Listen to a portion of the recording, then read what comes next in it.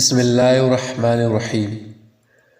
کسی قبرستان میں ایک شخص نے رات کے وقت نعش کے ساتھ زنا کیا۔ بادشاہ وقت ایک نیک صفت شخص تھا۔ اس کے خواب میں ایک سفید پوش آدمی آیا اور اسے کہا کہ فلاں مقام پر فلاں شخص اس گناہ کا مرتکب ہوا ہے، اور اسے حکم دیا کہ اس زانی کو فوراً بادشاہی دربار میں لا کر اسے مشیر خاص کے عہدے پر مقرر کیا جائے۔ بادشاہ نے وجہ جاننی چاہی تو فوراً خواب ٹوٹ گیا۔ وہ سوچ میں پڑ گیا۔ بہرحال سپاہی روانہ ہوئے اور جائے وقوع پر پہنچے۔ وہ شخص وہی موجود تھا۔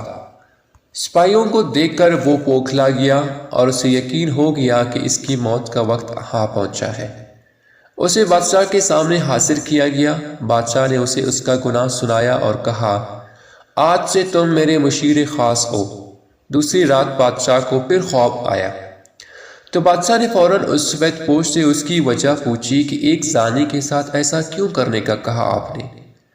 سفید پوش نے کہا، اللہ کو اس کا گناہ سخت ناپسند آیا۔ چونکہ اس کی موت کا وقت نہیں آیا تھا، اس لیے تم سے کہا گیا کہ اسے مشیر بنا لو، تاکہ وہ عیش میں پڑ جائے اور کبھی اپنے گناہ پر نادم ہو کر معافی نہ مانگ سکے، کیونکہ اس کی سزا آخرت میں طے کر دی گئی ہے۔ مرتے دم تک وہ عیش میں غرق رہے گا، اور بلکہ خوش بھی ہوگا کہ جس گناہ پر اسے سزا دی جانی چاہیے تھی، اس گناہ پر اسے اعلیٰ عہدہ مل گیا۔ سو اسے گمراہی میں رکھنا مقصد تھا۔ ابو اٹھے، میرے سر پہ ہاتھ رکھا اور کہا، بیٹا، جب گناہوں پر آسانی ملنے لگے تو سمجھ لینا آخرت خراب ہو گئی اور توبہ کے دروازے بند کر دی گئے تم پر۔ میں سن کر حیران رہ گیا، اپنے گریبان میں اور آس پاس نگاہ دوڑائی۔ کیا آج ایسا نہیں ہے؟ بار بار گناہوں کا موقع ملتا ہے ہمیں، اور کتنی آسانی سے ملتا ہے، اور کوئی پکڑ نہیں ہوتی ہماری۔ ہم خوش ہیں، عیش میں ہے۔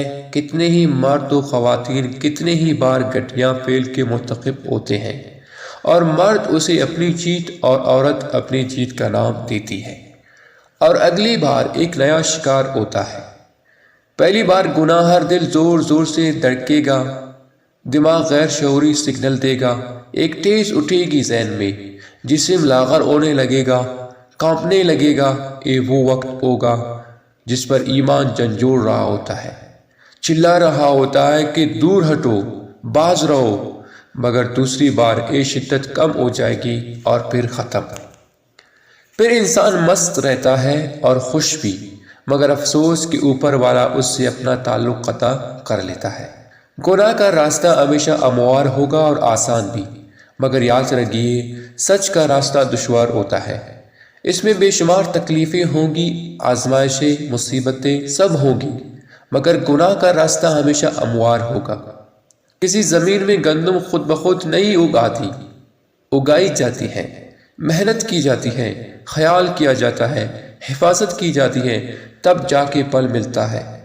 مگر کسی زمین میں جھاڑیاں، غیر ضروری گھاس پھوس، کانٹے دار پودے خود ہی اگتے ہیں، ان پہ کوئی محنت نہیں کرنی پڑتی، وہ خود ہی اگتی ہے اور کچھ ہی دنوں میں پوری زمین کو لپیٹ میں لے کر اسے ناکارہ بنا دیتی ہے۔ اسی طرح بالکل آپ کی دل کی زمین ہے، جہاں گناہوں کا تصور از خود پیدا ہوگا اور بڑھے گا، مگر نیکیوں کے لیے گناہوں سے بچنے کے لیے محنت کرنی پڑے گی، دشواریوں سے گزرنا ہوگا۔ خدا را اس لعنت سے بچیے، اس میں ملوث ہونا کوئی کمال نہیں، بچنا کمال ہے، باز رہنا کمال ہے۔ سوچئے، نکلیے اس گناہ سے، کیونکہ حیا کا اٹھ جانا ایمان اٹھ جانے کی نشانی ہے، نشانی ہے اس بات کی کہ اندھیری قبر میں بہت برا ہونے والا ہے۔